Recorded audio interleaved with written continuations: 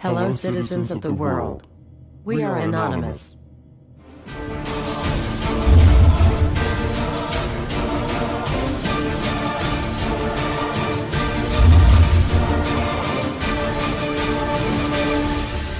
Guess what, world? We are back. Everywhere you look, corruption. We continue to fight pointless wars over lies, and we are killing innocents and letting our children die in wars just to ensure the Federal Reserve can continue their petrodollar scandal. We are sitting idly by while these crooks continue to loan fake money out to us at interest, stealing our homes, and enslaving our children. Let me make this extremely clear to all of you listening. Many corporations, especially the Federal Reserve, used the government to steal $17 trillion from your children. Your children did not have that money. They are now debt slaves. These people have stolen money from your children that are not even born yet, and sold their freedoms. They have enslaved you and many around the world. Wake up, world. And they did all of this by counterfeiting money and loaning it out at an interest. They have stolen hundreds of trillions from people around the world. Have you heard about Microsoft's Xbox manufacturers in China? They had to install suicide nets outside their buildings to ensure their employees don't jump out of the window to commit suicide. These are the conditions your children in the US will be working under when the debt is soon owed, and it will be owed. It is not a matter of if it will be owed, but it is just a matter of when. And it will happen as soon as the United States economy collapses, which will happen very, very soon. And if you think because you do not live in the United States this does not affect you, you are wrong. And you are next. The only way we can stop this is if we all unite together and fight it. People of the US are waking up to the Federal Reserve scandal, and the powers that be are currently afraid of retaliation. And that is precisely why they trying everything they can to disarm us. You know how the media has been saying gun violence has been out of control and at an all-time high. They are not simply twisting the truth here or exaggerating. They are absolutely bold-faced presenting lies to you. First off, realize, gun violence in the United States has always been shockingly low. And gun violence has dropped by 49% in the last 11 years. The already absurdly low gun violence in America has literally dropped in half. In half. The fact they are saying that it is at an all-time high perfect demonstrates how biased the government and the media is. If this doesn't prove to you that they have an agenda, then nothing will. Do you remember how the media keeps repeating that there has been 74 school shootings since Sandy Hook? Those 74 shootings were not even mass shootings like they claim. Most were suicides and none of them even took place at a school. Not a single one. They are presenting lies to you, America. When will you wake up? At some point you have to ask yourself, why would the government fake 74 mass school shootings involving children? If they get our guns, we will lose the fight against them. And they will take away absolutely all of your freedoms and you and your children will be forever slaves. And don't forget they purposefully put you and your children into that debt. And because the Federal Reserve is present in all countries, the other countries of the world are next soon after. This plan is called the New World Order. It is the same New World Order the Vice President of the United States called for on national TV a month ago. He said we need to strive for and complete the New World Order. This is also the same New World Order President George Bush and President Kennedy said is our country's lifetime goal. And the same New World Order George Bush said on national TV said will happen no matter what we do, and we cannot prevent it. This has all been a long-time plan. The Federal Reserve and their partners want complete control of humanity. We cannot let this happen. They want to rule over us, like kings and queens. And humanity will be forever lost to enslavement by a bunch of tyrants who have publicly admitted they want to kill off the majority of the population so the masses are easier to control. They are going to wipe your bloodline completely off of the earth. He'll tell you the order of things to happen. The enslavement will follow immediately after guns are taken away and you cannot fight back. If they cannot get the guns before the economic collapse, then they will wait until the economy collapses. When the economy collapses, people will be starving. There will be looters and shootings. The government will insist on taking guns away to help, and as soon as the guns are taken away, then we will fall into a complete dictatorship. Do not fall for it. Remember, They are the ones who caused the economic collapse to begin with. This is the same tactic used on Germans and it worked. So expect it. As soon as the economy collapsed and the masses were starving, the German government asked the people to give up their rights and they listened. And then eventually the government was throwing the naked masses into giant burning hot ovens for mass execution. Do not give up your rights. Do not give up your guns. Fight back, as they were the ones who caused the problem. Just so you know, the people who are behind this Federal Reserve scam and New World Order are the same ones who funded Hitler's campaign. Make no mistake, these people are as brutal as Hitler himself, even more brutal. In fact, now we are going to show you some. Assuming America grows some balls and we win, we will need an overall plan. We have come up with a perfect plan. This plan offers extraordinary possibilities. It will make for the most beautiful and free world you can ever imagine. If we are successful, we can leave a much better for our children. A beautiful world. Watch every minute of the rest of the video. Do not skip a single bit of it, as it is all important. If this one video gets out to and can change the world, this is your opportunity to make a difference. Please share this video. What you want with it, get paid for the views. We don't care. Just get the message out there for the world to see. Now sit back and relax, enjoy the movie.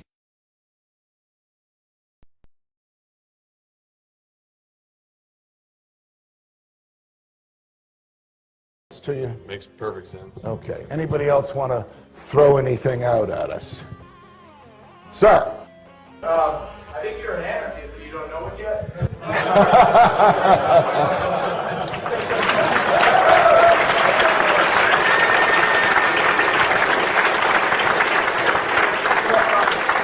Do you hear me denying anything?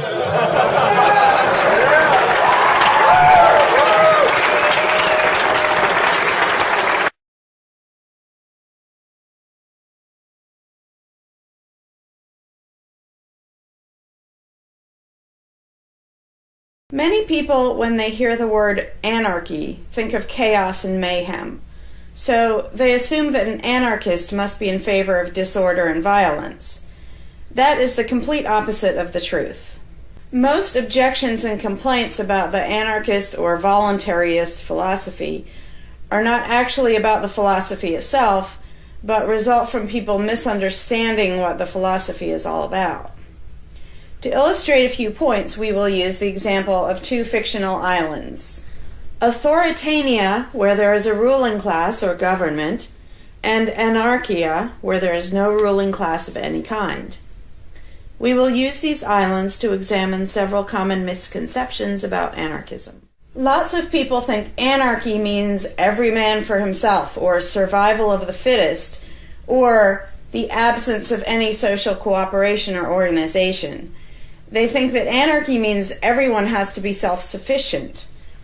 This comes from the false assumption that some kind of government is necessary for any organization to occur.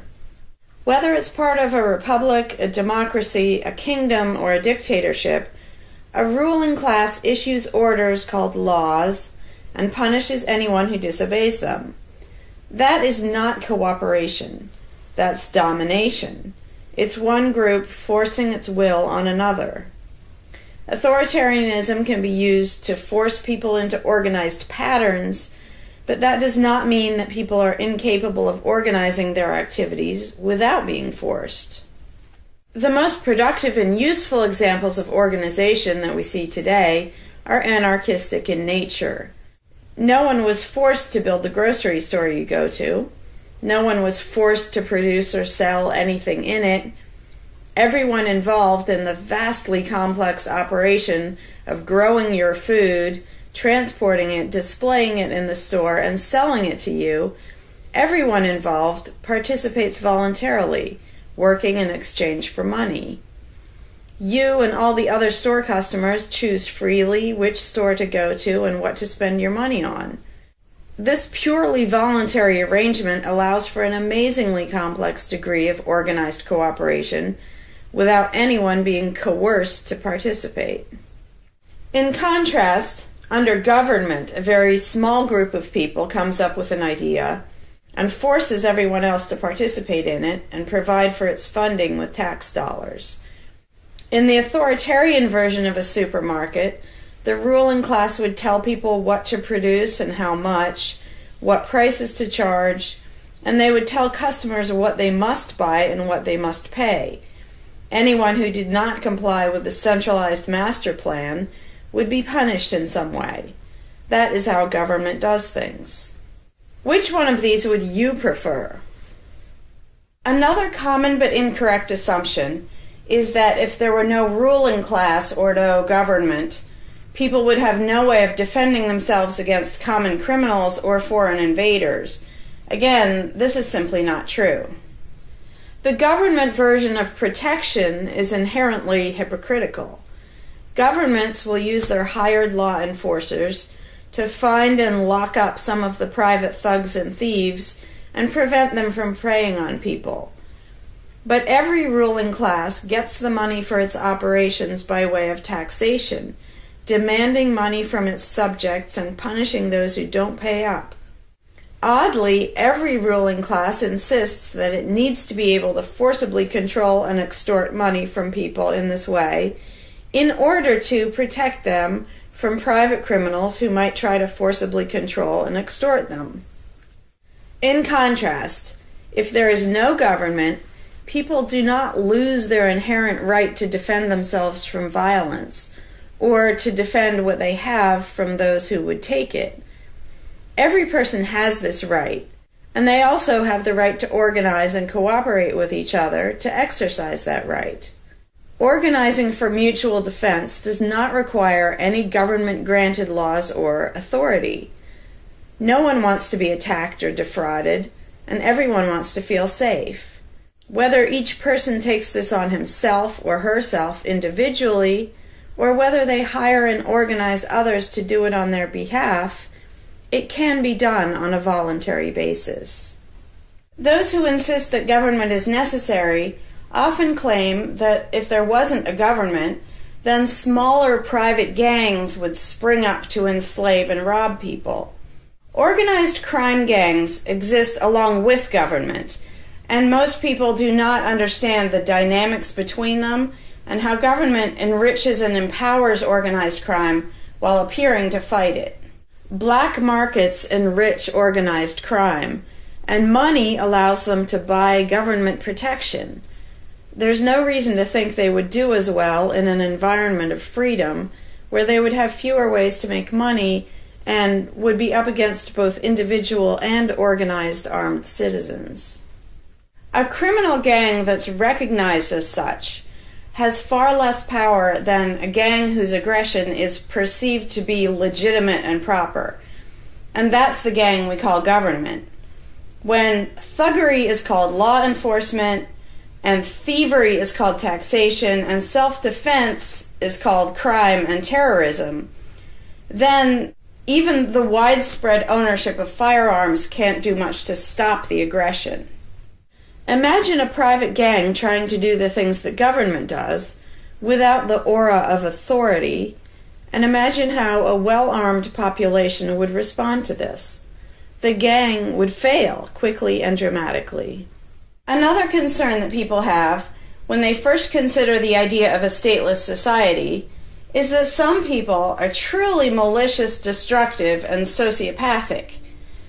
The concern is that these people would be free to do anything they wanted and no one would stop them. But this concern is again based on a basic misunderstanding of human nature. Wherever we have a government ruling class, we still have freelance thieves and thugs who are not deterred by the laws of the politicians. In some instances, they're stopped by force by the police, or they decide not to commit a crime for fear of what the police might do to them. What makes this deterrence work is not the legislation or the official badges, but the simple threat of harm to the sociopath. It really makes no difference whether the threat comes from the police, or another citizen, or even another criminal. A sociopath doesn't care about laws or social rules. He cares about avoiding pain and hardship for himself. This is still true when a government ruling class is not involved at all. If the intended target of a would-be carjacker pulls out a gun, it doesn't make any difference to the carjacker whether that person has a badge or whether there's a law against taking people's cars. Discouraging nasty people from hurting others does not require special authority, only the ability to use defensive force. Ironically, though people hope that government will protect them, having a government, a gang which is believed to have the right to tax and control people, just creates one gang so big and powerful that normal people can't resist it. In short, to create a huge gang and then give it societal permission to control and extort people with the hope that this gang will prevent theft and thuggery is simply a self-contradictory idea, but that's what government always is. Some people might assume that if people organize for mutual protection and defense, then that's what government is. But there's an essential difference. People coming together to do something that everyone has the right to do, such as defend yourself, doesn't require any special authority. It's not government unless one group of people claims the right to do things which others do not have the right to do, such as taxing and controlling innocent people. Organized defense can be very effective without supposing the special right to rule over others. In other words, without being government. In contrast, governments rob the people they rule of far more wealth than private crooks could ever manage, making the idea of a protector government ridiculous. Another common objection to the idea of a stateless society is the notion that, if not for a group of lawmakers telling the rest of us how to behave, we would all behave like stupid, irresponsible, violent animals. This claim implies one of two things. Either we normal people have no idea what is right and wrong unless and until politicians tell us, or the only reason we want to do the right thing and coexist peacefully is because politicians told us to. A quick examination of your own motivations will show you that neither of those things is actually true. It's particularly odd to make this argument in a society where politicians are voted into power. If the people themselves have no moral code and no conscience, and are just stupid, violent animals, why does almost everyone want government to keep the peace and protect the innocent? Would a population of vicious, heartless, evil people try to elect good people to keep the evil people in line? Obviously not. The goodness and the desire for order and peace comes from us, not from the lawmakers we vote into office. The same holds true of everything that government does. If people are so short-sighted and selfish that they can't be trusted to voluntarily organize and raise money for whatever they deem important, then how can those same people be trusted to decide who should be in power? The implication is that the average person can't be trusted to run his own life, but can be trusted to choose someone to run other people's lives. Government is really not a civilizing influence. It's actually an uncivilizing influence. People who would never personally rob their neighbors constantly use the government to do it for them by way of taxation. People who would never dream of trying to control minute details of their neighbors' lives think it's just fine to vote for politicians to do it instead. Government gives everyone the opportunity and encouragement to rob and control other people without risk. So government, rather than serving as a check against the imperfections of our nature, instead drastically amplifies our greed, irresponsibility, and malice towards other human beings by giving us a legally acceptable and risk-free way to interfere with the lives and choices of our fellow men and women. Government brings out the criminal and busybody in everyone.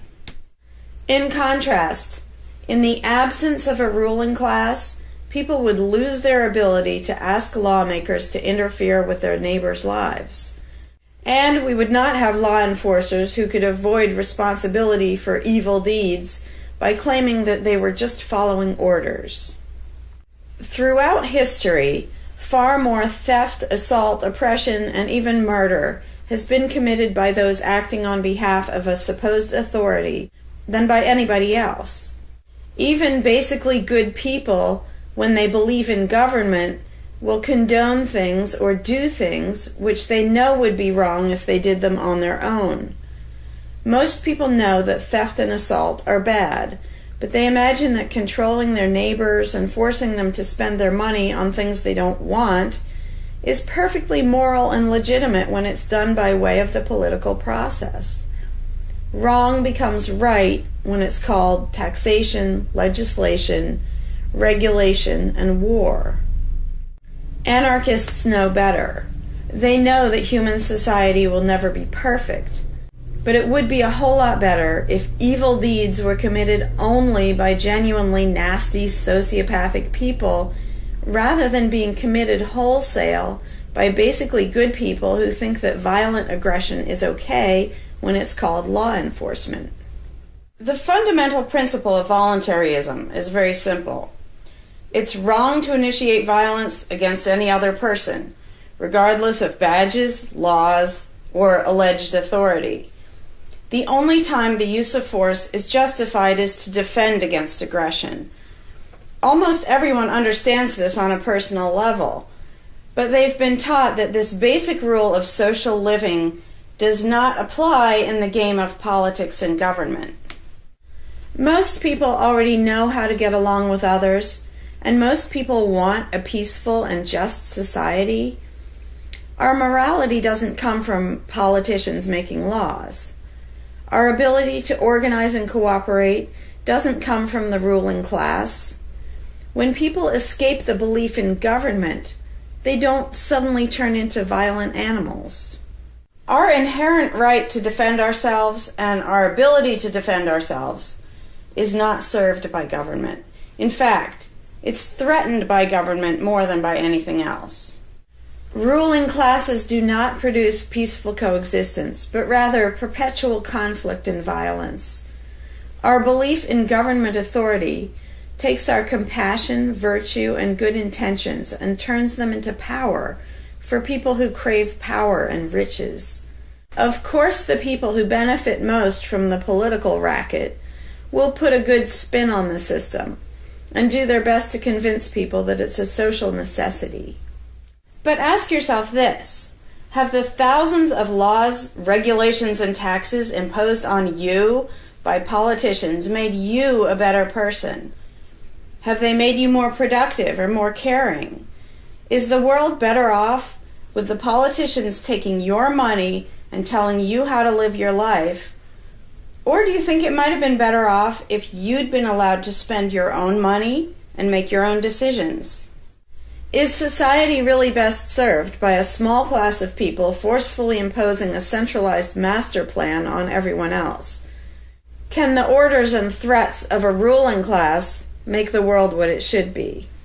Or would society be better served by human freedom and respect for individual rights, by voluntary cooperation and peaceful organization? If this second option sounds better to you, maybe you should learn more about anarchism. Some people dismiss anarchism as a utopian idea that would only work if everyone were generous and compassionate.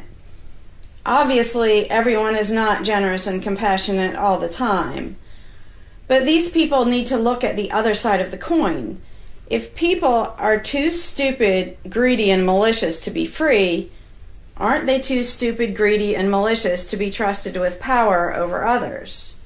Whether people are inherently good, bad, or some of each, giving a person power over others is not going to make that person better.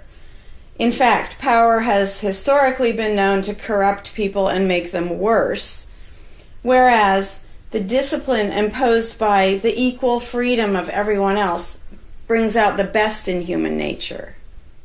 Most people today think that we need some form of government because they mistakenly believe that obedience to authority makes us all more civilized, moral, and peaceful.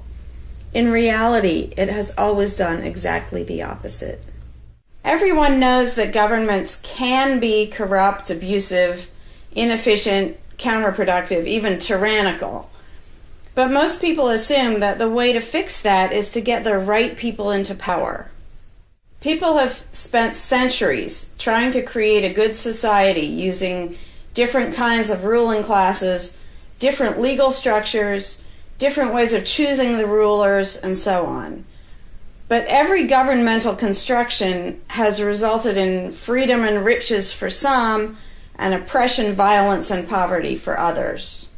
What if, instead of deciding what the throne should look like and who should sit on it, all people of goodwill embraced the non-aggression principle?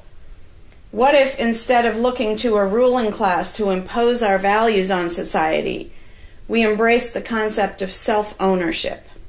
These principles are simple and easy, to the point of being self-evident, but they're diametrically opposed to the authoritarian principles that most of us have been indoctrinated with.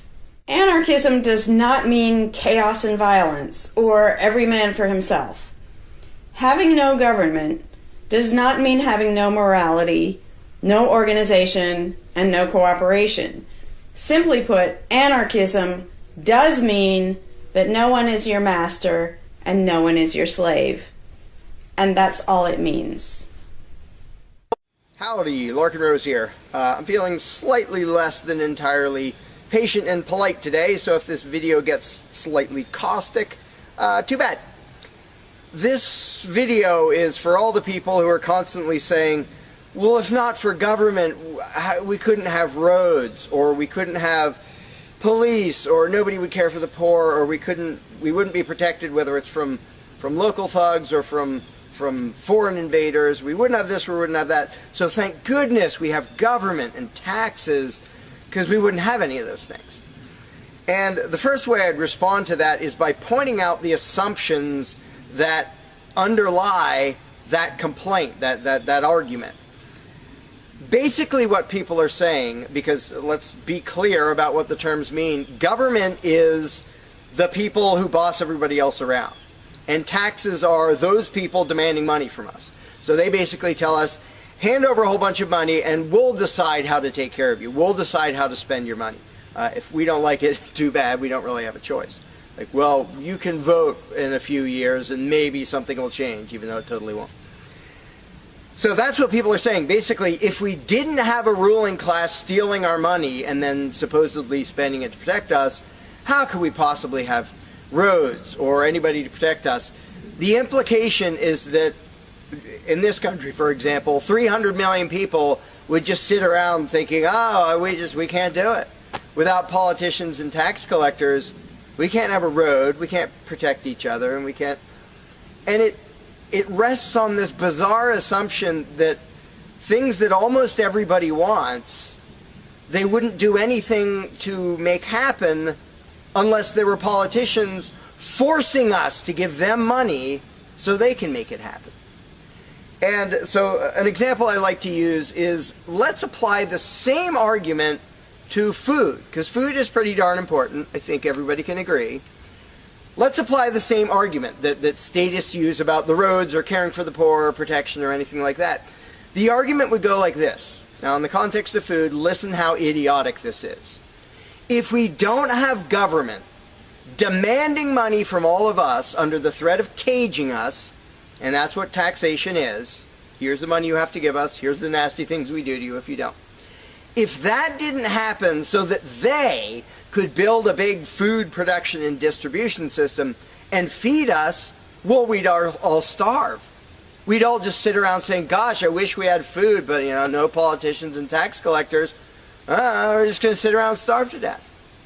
Now, in this country, nobody would believe something that stupid, because all you have to do is go to a supermarket and see a perfect example of really efficient, organized cooperation that nobody is forced to do. There is no, you know, if you're going to make the argument that people make about roads and protection and all that, you'd say, well, nobody is forced to make any food for anybody in this country.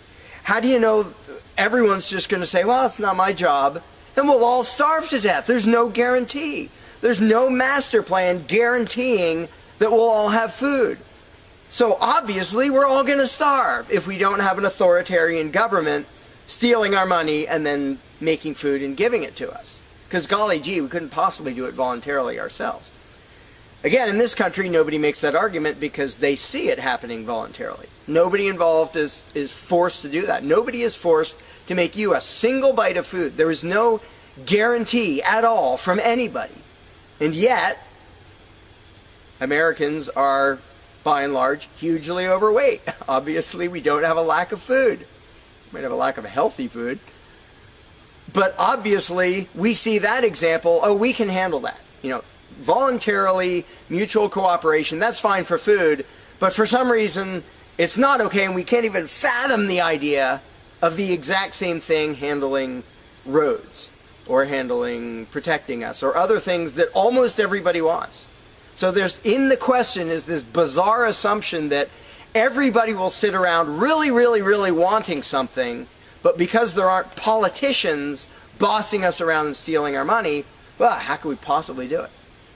And one of the most common things is, who will build the roads? Which is amazingly stupid to me. Just amazingly stupid. I have here in my pocket a little tiny thing. With this little tiny thing, I can be most places in this country and call people all over the world. And I own it myself. I'm not anywhere near rich these days, but I own one. Almost everybody I know has one of these. A little thing that can fit in your pocket, and just on a whim, you can open it and talk to somebody who's on the other side of the planet. And there was no coercion. Nobody forced anybody to make one of these. This is the result of voluntary cooperation. And that's it. Free trade. Organization, yeah, good. Cooperation, yeah, good. Coercion, which is what government is, and taxation, which is theft, didn't need that to do this. So what these people are telling me, oh, we wouldn't have roads if we didn't have government, is that somehow free individuals, relatively free, interacting voluntarily can make it so I can talk to almost anybody in the world on a little thing that fits in my pocket on a budget that is not a very good budget at the moment, but I still have one of these. That freedom, not authoritarianism, can supply me with this, but freedom cannot achieve a flat place. Because that's what a road is. It's a flat place. From here to there, because we have these machines that take us from here to there. By the way, we don't have those machines because of government. We have those machines because of free enterprise and voluntary interaction and cooperation. The idea that freedom can make a car but can't make a flat place is just idiotic. You really think we can't make a flat place? And so I ask people, and they say, well, who will build the roads?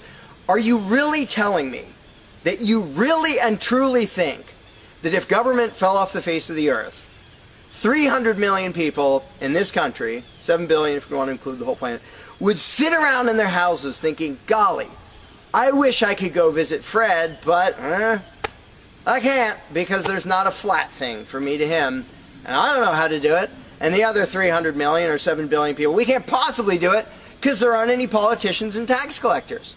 If they were here, we could do it. If they were here to boss us around and steal our money and really inefficiently build a flat place, then we'd be set. Then I'd be comfortable and I could be confident that I could get places. I could visit Fred, I could go shopping, but now we're all going to sit in our houses wishing we could go to the corner store, but we can't because, golly, how could we possibly make a flat place from here to there? We can make these, where you can talk to anybody in the world. We can make machines that you drive around in, but no, we couldn't possibly make a flat place. And when people say, well, who will build the roads? The first answer is the same damn people who do it now. Politicians and tax collectors don't build the friggin' roads. Have you ever seen one out there? No, you haven't. They steal our money, waste most of it, do all their corrupt games, and then they pay other people. Here's an idea. How about if we pay those other people who actually build the stinking road? And the fact that that doesn't occur to people is a great indication of how well indoctrinated people are by the rulers who will perpetually tell us, you can't organize anything, you can't achieve anything, you can't do anything unless we are here to force it on you. And it's, again, there are a zillion examples, whether it's caring for the poor or protection or roads, obviously. where most of the population will say, I'm really concerned that poor people won't be taken care of, which means most of the population wants people in need to be taken care of. And if we didn't have politicians stealing our money, how would it happen? Here's an idea.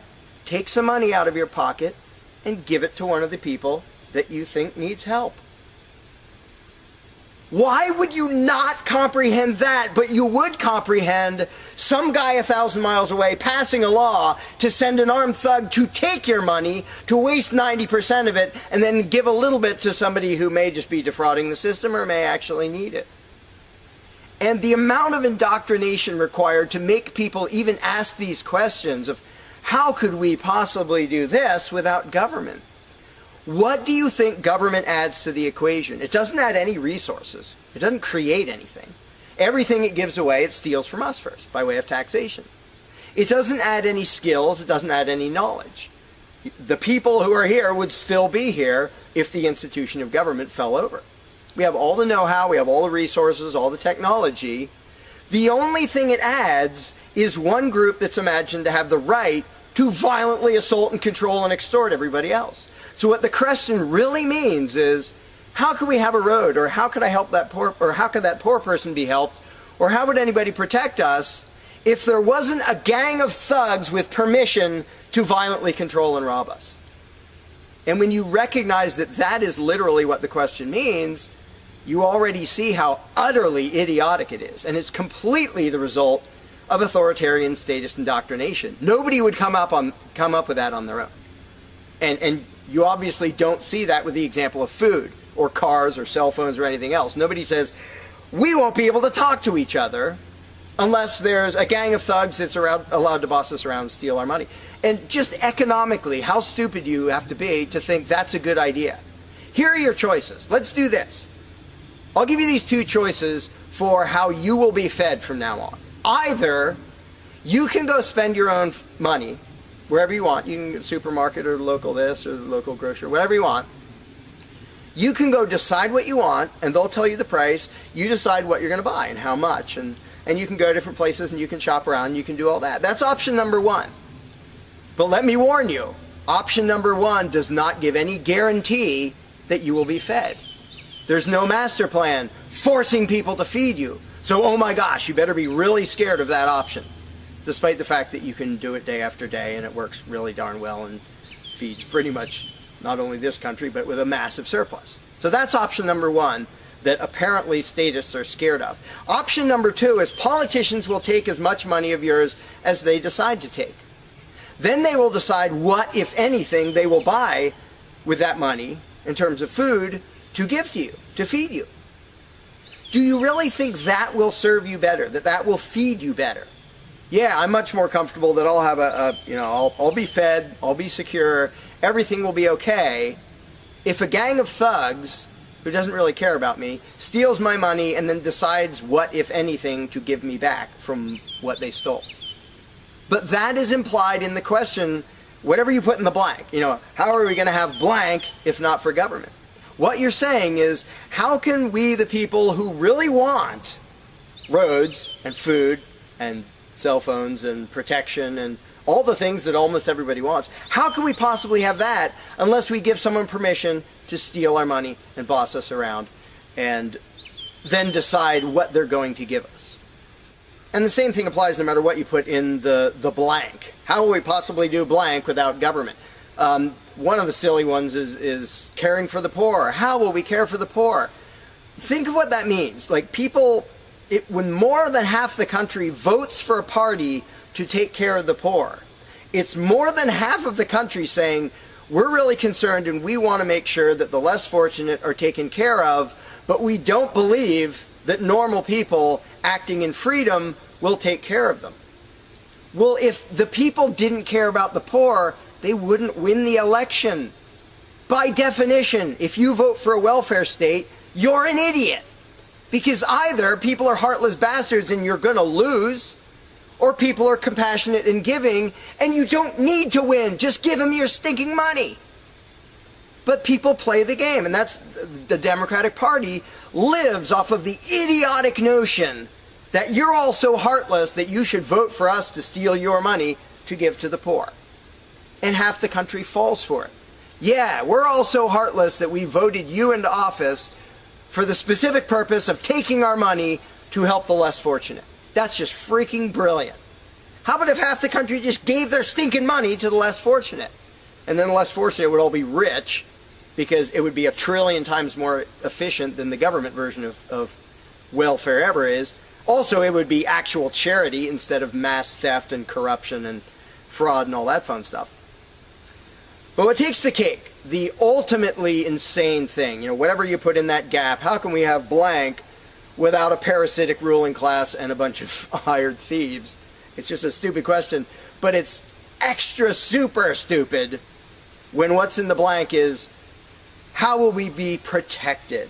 Who will protect us from thieves and robbers if we don't have government? It's the most idiotic question. It's also the most frequent question from statists. So here's what the question literally means. If we don't give a certain gang of people permission to violently control us and take our money under threat of putting us in a cage, who will protect us from people who might commit aggression against us and take our money?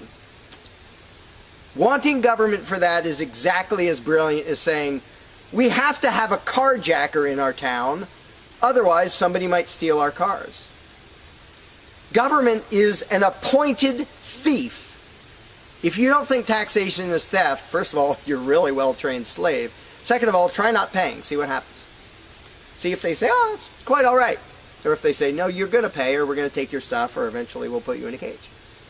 And when people say, that's not theft, because we get something back. Learn to think. And I use this example all the time, and all I ever get is stupid looks from statists in response. If I robbed you at gunpoint of $100, and the next day I gave you a sandwich, and you said, what? I said, hey, now everything's fine, because you benefited. I gave you a service. I gave you lunch, so that retroactively makes it okay that I robbed you at gunpoint. Would you buy that argument? No, you'd say, that doesn't make it okay. Okay, you gave me a sandwich. And yet every statist makes the exact same argument when it comes to government. Well, we get some stuff for it after they demand our money under threat of violence and putting us in a cage.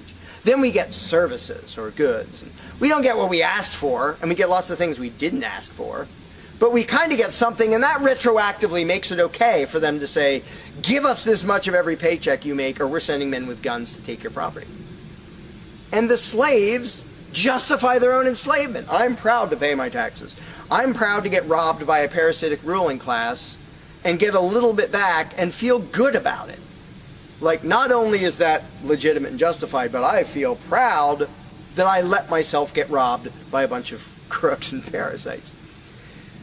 But again, the ultimate thing is protection. When people say, who will protect us from aggressors and thugs and thieves if we don't have a government? Even though what government is, by its very nature, is a gang of aggressors and thugs and thieves. They issue commands. Every law they pass is a command backed by a threat of violence. You have to do this. You're not allowed to do that. Here are the nasty things we will do to you if you get caught disobeying. I mean, everybody knows that, even though they don't usually say it in terms that blunt and honest and accurate. But to say we need taxes to be protected is as stupid as you can get. It's saying we need theft to avoid theft. And the fact that people are trained to use different words so that this theft sounds okay. It's legalized, it's taxation, and we voted for the people who robbed us. Like, we got to elect our local carjacker, and that means he represents us when he demands our car and points a gun in our face. He's serving us as he steals our car, because he's going to use that car and sell it and make money to make sure nobody else steals our car. That is the essence of government. And the fact that you have hundreds of millions of victims of that scam vehemently defending it and saying, I'm not going to give that up. I don't want to give up government. Who would protect us? I don't want to give up the biggest aggressor on the planet, the biggest thief on the planet. Look at your tax bill and see how much private crooks steal from you. So before you ask that question, before you ask, how could we possibly have roads or protection or water or air or Christmas or Santa Claus or any of the zillion things that statists imagine we can't possibly have without a ruling class. Think about what the question actually means. Because when you get to the point where you understand the implications of your own question, asking, how can we possibly have this without a parasitic gang of thugs robbing us? When you actually understand what you're really asking, you won't ask the question because you will realize it's completely freaking idiotic.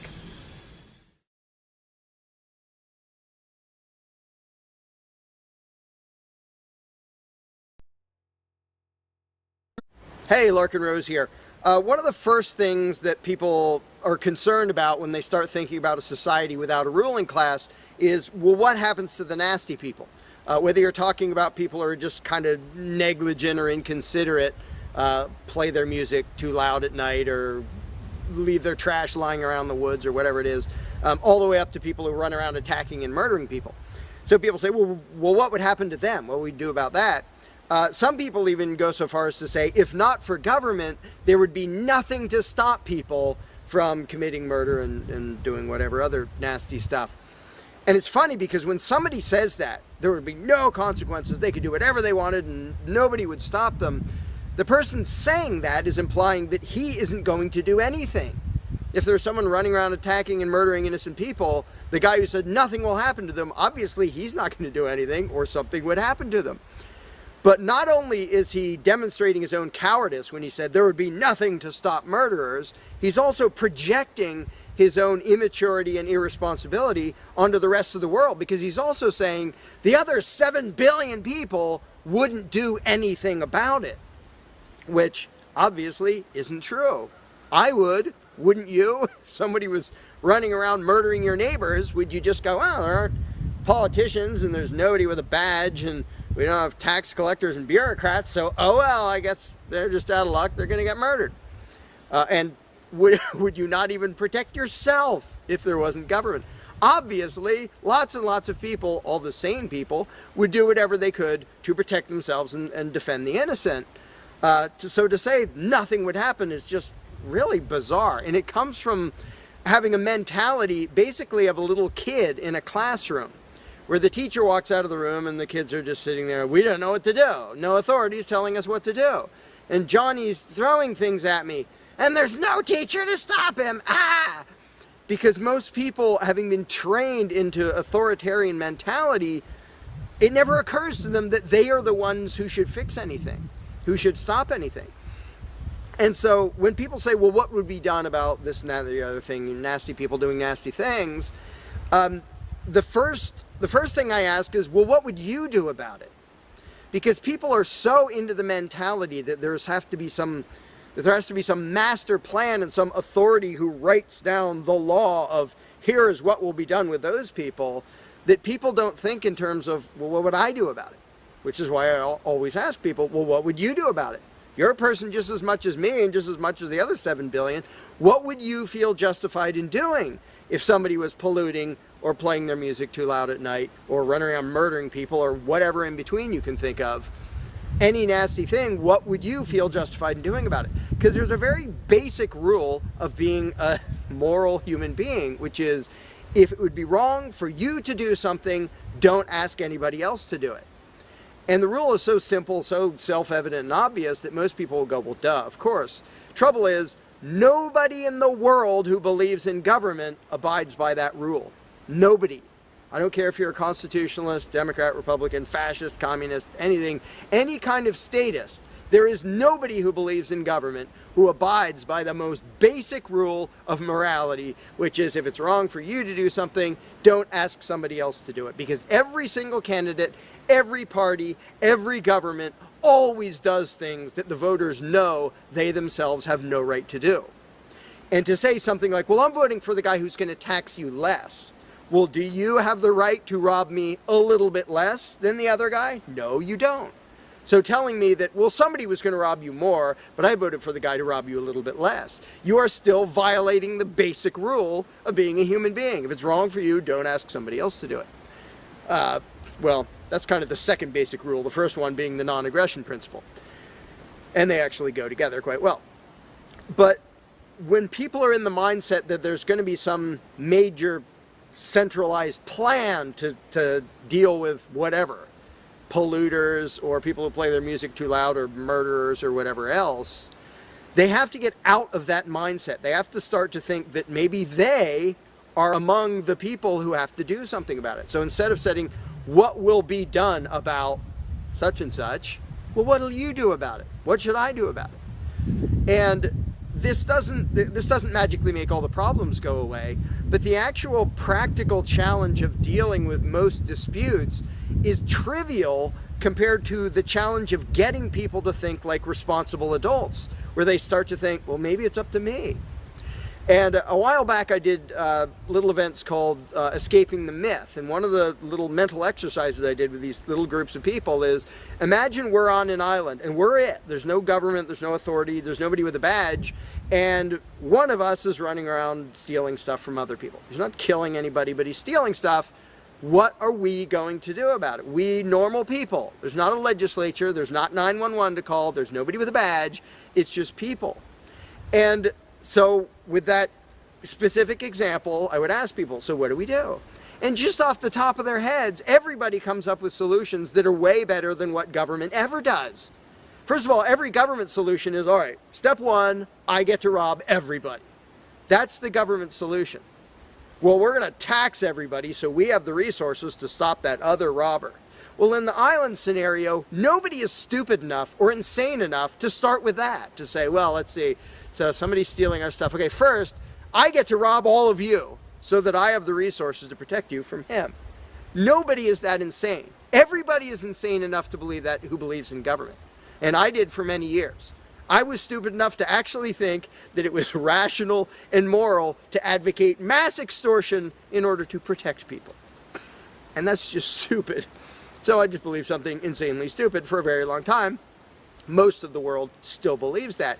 But in a setting where people are put on the spot and they're responsible for what happens, they don't do that. They don't say, well, I get to boss everybody around and take their money. Nobody does that. So to me, the challenge is not even coming up with specific solutions to every imaginable dispute or problem, which I don't pretend to know how everything's going to turn out. And I don't intend to be emperor of anarchy. I'm not going to be in charge of the world. But getting people to the mindset where it's up to them, where there's just people, we're it.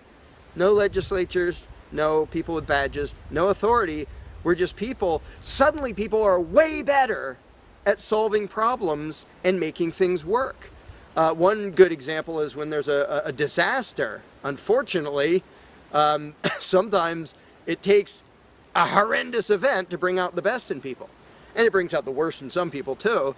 But when people say, whoa, my neighbor's house is floating away, I'm not going to wait for FEMA. I'm not going to dial 911. I'm going to jump in a boat and go save him. Because suddenly it's on me. Suddenly I'm the one who has to do something. And when it occurs to people that they're the ones who have to do something, and unfortunately, usually that only happens in a complete disaster area, when it occurs to people and they suddenly take on the responsibility and start to think like adults, their solutions are generally a lot better than any government solutions, and ever are. But to get to that mentality, people have to shift from the authoritarian mindset to the mindset of a self-owning individual who realizes there is nothing above me. There is no magic unicorn who's going to come to save the day, who's going to come save me from polluters or somebody playing their music too loud or murderers or whatever it is. It's just us. And if we realize that, then first of all, people would stop asking me, well, without a government, how would this be handled? As if I'm going to be in charge. I don't freaking know. What would you do about it? I can tell you what I would do about it. I could tell you what I might suggest, what I might predict, but who cares? I'm one of 7 billion people. I'm not going to be in charge any more than you are. So it's really a mental exercise that people have to think over in their own heads with their own moral codes instead of waiting for some outside answer. And it's why I don't usually get into those discussions of, well, here's my plan for how to deal with this and that and the other thing, because my plan doesn't matter. My plan will not be the best plan for any problem you can come up with. There will be a million people with better plans than whatever I could come up with. So don't ask me to describe how you are going to fix problems. I don't freaking know. And you can see the mind shift in people when they grasp that they own themselves and they suddenly realize, oh, okay, well, yeah, there are things we can do to settle disputes, to protect ourselves from attackers, to do this or that or the other thing. But the first step is just grow up. Stop thinking it's somebody else's business to make the world work. Well, how will the poor be cared for? I don't know. What are you going to do? Well, how will we be protected from this? I don't know. What are you going to do about it?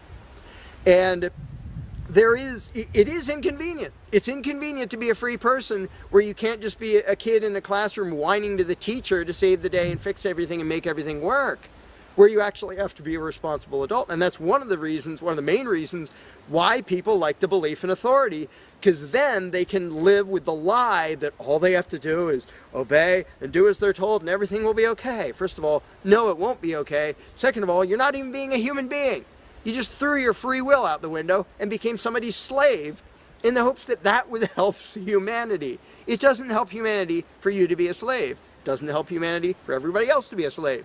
It does help humanity for you to start thinking as an adult, responsible human being who owns himself and who accepts that it is your responsibility to figure out how to make the world work.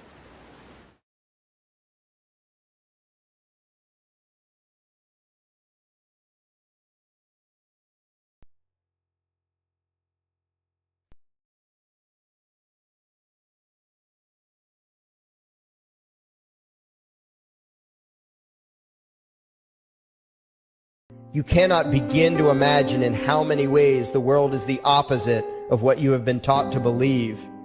You see the guy who sells drugs to willing customers so he can feed his family as the scum of the earth, while you see the hypocrite who gives away stolen money in the name of government as a saint.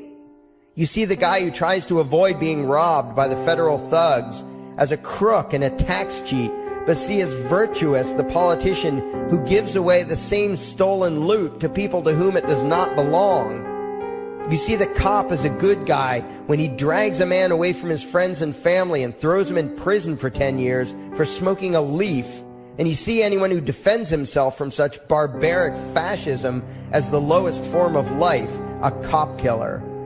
In reality, most drug dealers are more virtuous than any government social worker, and prostitutes have far less to be ashamed of than political whores, because they trade only with what is rightfully theirs, and only with those who want to trade with them. The upstanding, church-going, law-abiding, tax-paying citizen who votes Democrat or Republican is far more despicable and a bigger threat to humanity than the most promiscuous, lazy, drug-snorting hippie. Why? Because the hippie is willing to let others be free, and the voter is not. The damage done to society by bad habits and loose morality is nothing compared to the damage done to society by the self-righteous violence committed in the name of the state.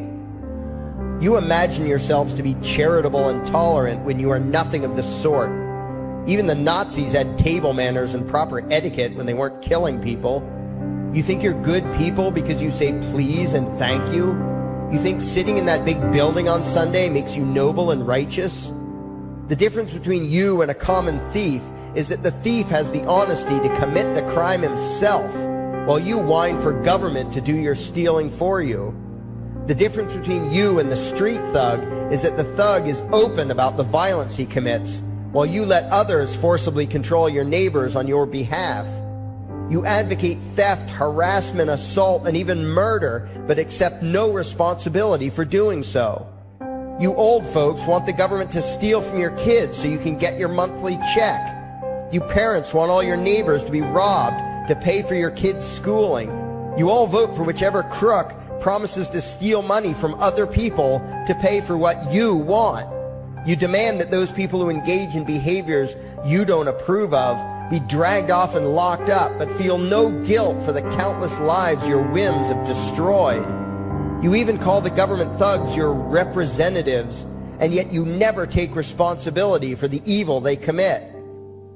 You proudly support the troops as they kill whomever the liars in D.C. tell them to kill, and you feel good about it. You call yourselves Christians or Jews or claim to follow some other religion, but the truth is what you call your religion is empty window dressing. What you truly worship, the God you really bow to, what you really believe in is the state. Thou shalt not steal, thou shalt not murder, unless you can do it by way of government. Then it's just fine, isn't it? If you call it taxation and war, it stops being a sin, right? After all, it was only your God that said you shouldn't steal and murder, but the state said it was okay. It's pretty obvious which one outranks the other in your minds. Despite all the churches, synagogues, and mosques we see around us, this nation has one God and only one God, and that God is called government. Jesus taught nonviolence and told you to love your neighbor, but the state encourages you to vote for people who will use the violence of government to butt into every aspect of everyone else's life. Which do you believe? To those about to stone a woman who had committed adultery, Jesus said, "Let him who is without sin cast the first stone." But the state says it's perfectly fine to lock someone up if they do something you find distasteful, such as prostitution. Which do you believe? The Christian God says, "Thou shalt not covet," but coveting is the lifeblood of the beast that is the state. You are taught to resent, despise, and hate anyone who has anything you don't have. You clamor for the state to tear other people down, steal their property, and give it to you. And you call that fairness. The Bible calls it coveting and stealing. You are not Christians. You are not Jews. You are not Muslims. And you certainly aren't atheists. You all have the same God, and its name is government. You're all members of the most evil, insane, destructive cult in history. If there ever was a devil, the state is it, and you worship it with all your heart and soul. You pray to it to solve every problem, to satisfy all your needs, to smite your enemies, and to shower its blessings upon you. You worship what Nietzsche called the coldest of all cold monsters, and you hate those of us who don't. To you, the greatest sin is disobeying your God, breaking the law, you call it, as if anyone could possibly have any moral obligation to obey the arbitrary commands and demands of the corrupt, lying, delusional megalomaniacs who infest this despicable town.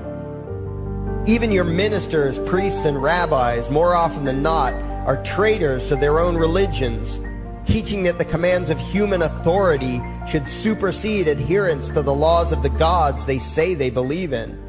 Several years ago, I heard one pompous evangelical jackass in particular pontificating on the radio that anyone who disobeys the civil authority, be it a king or any other government, is engaging in rebellion against God. Those were the exact words he used. What if the government is doing something wrong? Well, this salesman for Satan opined, that is the business of those in government, and you are still obligated to obey. Everywhere you turn, be it the state or the church, the media or the schools, you are taught one thing above all else, the virtue of subjugating yourselves to mortals who claim to have the right to rule you.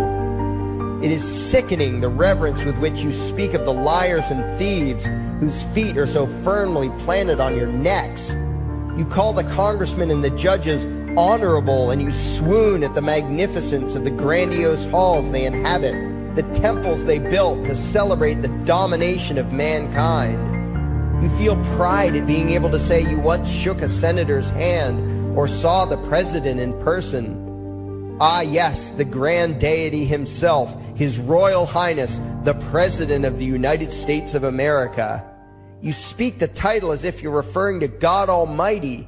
The vocabulary has changed a bit, but your mindset is no different from that of the groveling peasants of old who bowed low, faces in the dirt, with a feeling of unworthiness and humility when in the presence of whatever narcissist had declared himself to be their rightful lord and master. The truth of the matter, back then and today, is that these parasites who call themselves leaders are not superior beings. They are not great men and women. They are not honorable. They're not even average.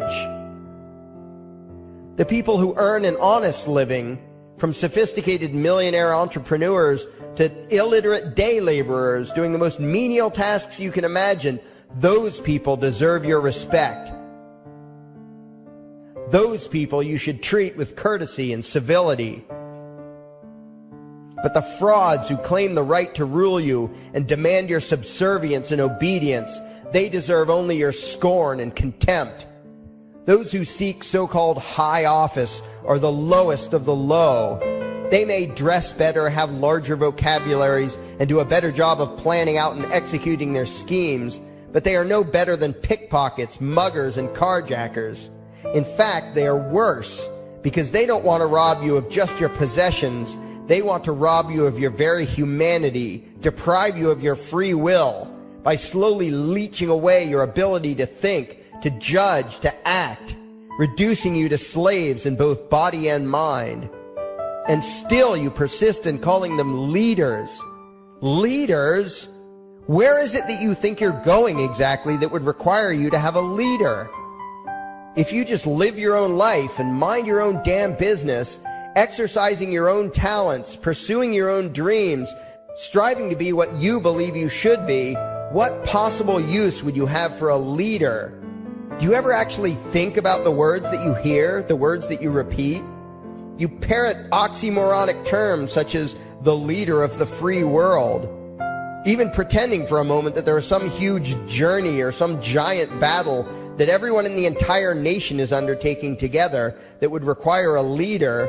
Why would you ever think, even for a moment, that the crooks that infest this town are the sort of people you should listen to or emulate or follow anywhere?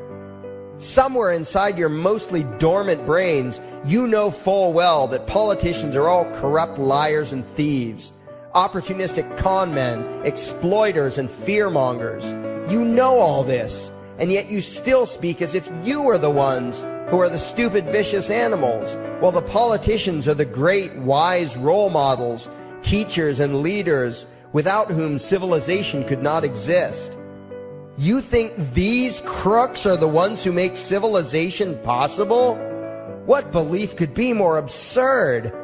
Yet when they do their pseudo-religious rituals, deciding how to control you this week, you still call it law, and continue to treat their arbitrary demands as if they were moral decrees from the gods that no decent person would ever consider disobeying. You have become so thoroughly indoctrinated into the cult of state worship that you are truly shocked when the occasional sane person states the bleeding obvious.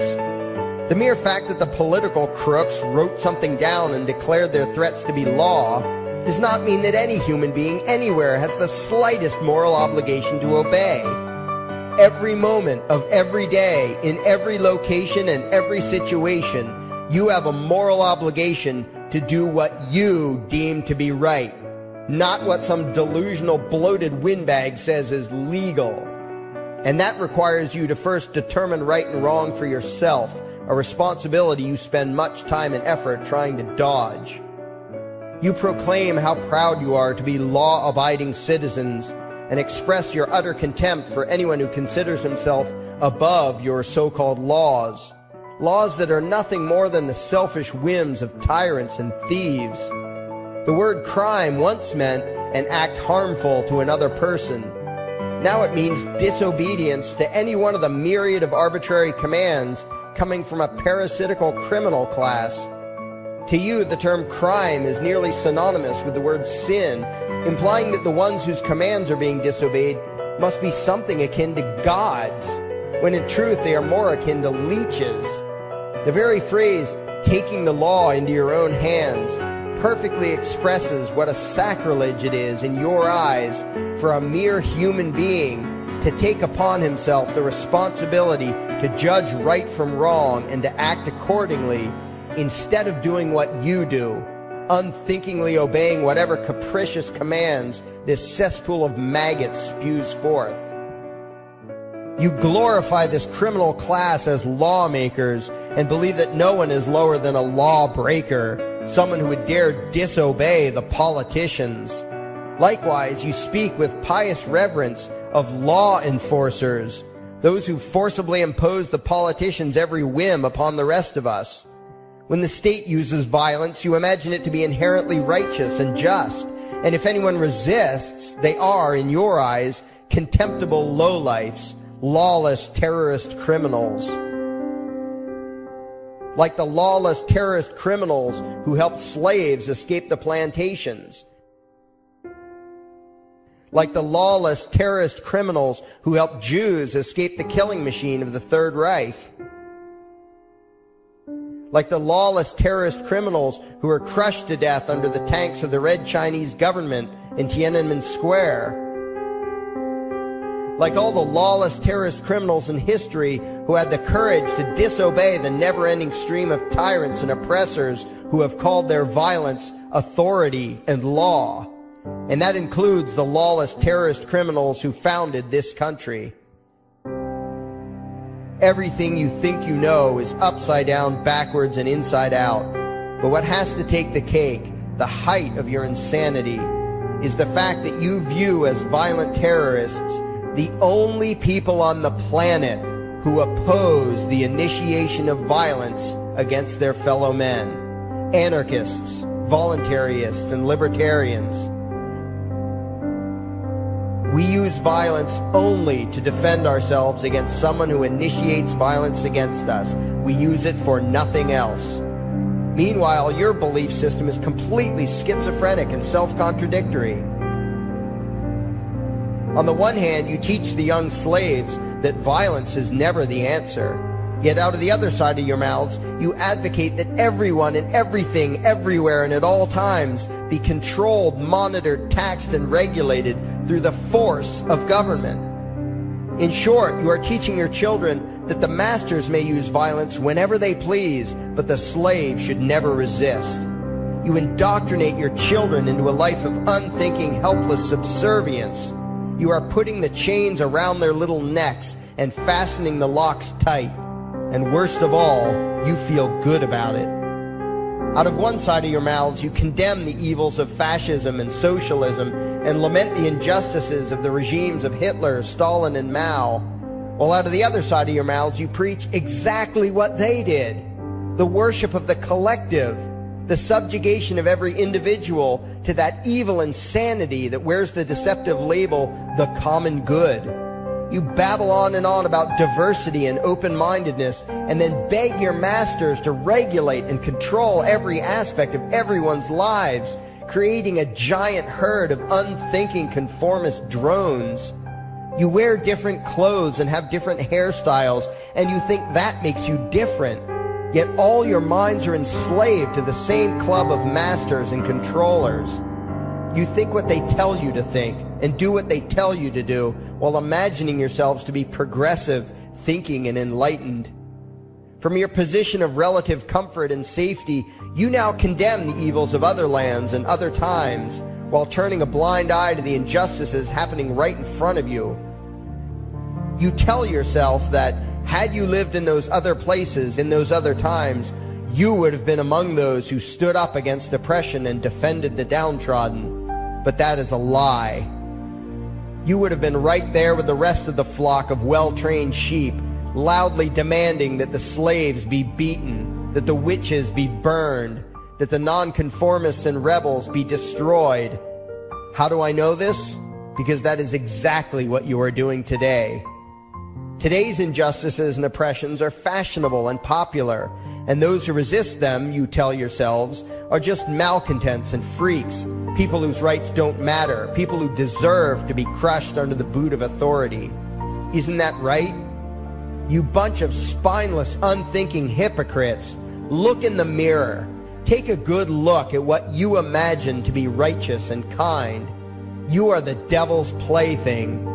The crowds of thousands wildly applauding the speeches of Adolf Hitler, that was you. The mob demanding that Jesus Christ be nailed to the cross, that was you. The white invaders who celebrated the wholesale slaughter of those godless redskins, that was you. The throngs filling the Colosseum, applauding as the Christians were fed to the lions, that was you. Throughout history, the perpetual suffering and injustice occurring on an incomprehensible scale, it was all because of people just like you. The well-trained, thoroughly indoctrinated conformists, the people who do as they're told, who proudly bow to their masters, who follow the crowd, believing what everyone else believes and thinking whatever authority tells them to think, that is you. And your ignorance is not because the truth is not available to you. There have been radicals preaching it for thousands of years.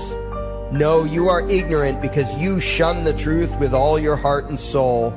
You close your eyes and run away when a hint of reality lands in front of you. You condemn as extremists and fringe kooks those who try to show you the chains you wear because you don't want to be free. You don't even want to be human. Responsibility and reality scare the hell out of you, so you cling tightly to your own enslavement and lash out at any who seek to free you from it. When someone opens the door to your cage, you cower back in the corner and yell, "Close it, close it." Well, some of us are finished with trying to save you. We've wasted enough effort trying to convince you that you should be free. All you ever do is spout back what your masters have taught you, that being free only leads to chaos and destruction, while being obedient and subservient leads to peace and prosperity. There are none so blind as those who will not see. And you nation of sheep, would rather die than see the truth.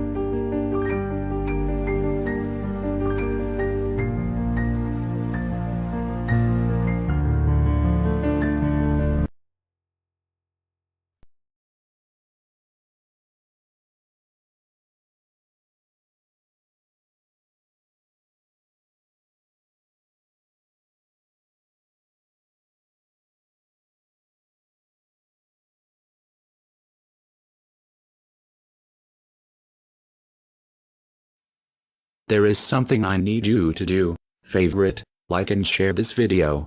Now that you have done that, go to your browser add-ons, download YouTube Video Downloader, come back to this video and save the video to your computer and upload it your YouTube channel. Use a different title than the one used for this video. We now have a new YouTube channel. It is called Anarchy World. It's all one word. Subscribe to us. And the videos used in this video were by Larkin Rose, also one word. Look for his channel and subscribe to him as well. Thank you.